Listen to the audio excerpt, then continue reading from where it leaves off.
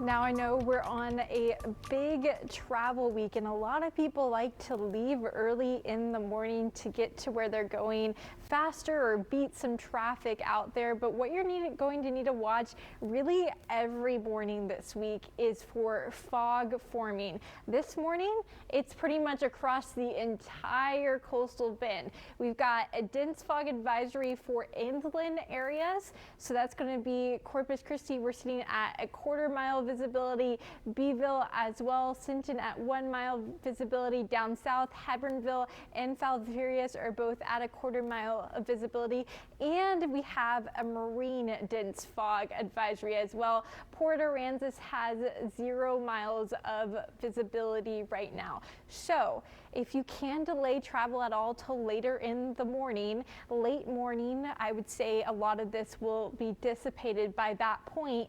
Do so, because this is very dangerous, hard to see in, but if you do have to go out, please travel slowly, use your low beams, and leave lots of distance between you and the vehicle in front of you if you can see that vehicle, because likelihood with less than a mile visibility, you can't see the end of the road, you can't see the stop sign, you can't see the building in front of you. Now, after this fog dissipates, what we are watching is for a weak cold front to move into our area. This cold front is going to be moving through parts of Texas, and really where you're going to see the rain is going to be around this low here. So that's going to be towards East Texas and the Louisiana border, where if you're heading that way for travel, you're going to run into some spotty showers. For us though, we may see a stray shower along that front. Really though, we don't have a ton of moisture in our atmospheric column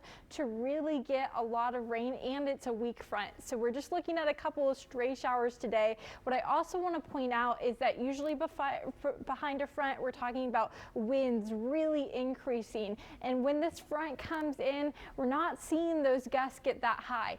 10 miles per hour, that's pretty normal for us. And then another thing that I want to point out is that those places in our northern counties may see a wind shift to the north. Here in Corpus Christi, I think we mainly stay southeast and then transfer to easterly winds. We may see a brief northerly wind shift. That depends on how far south that front actually gets, but I do think it hangs out kind of north of the Nueces County here. But those areas that do see that cold front or cool front push through are going to be cooler. So Beeville sitting in the low to mid 70s versus us here in Corpus Christi, we'll get near 80 degrees today. And this is going to be pretty persistent throughout the week, where we see temperatures starting out in the 60s, highs in the 80s. So it's going to be a warm Christmas week. And here's why. We have this high pressure that will be moving over Texas.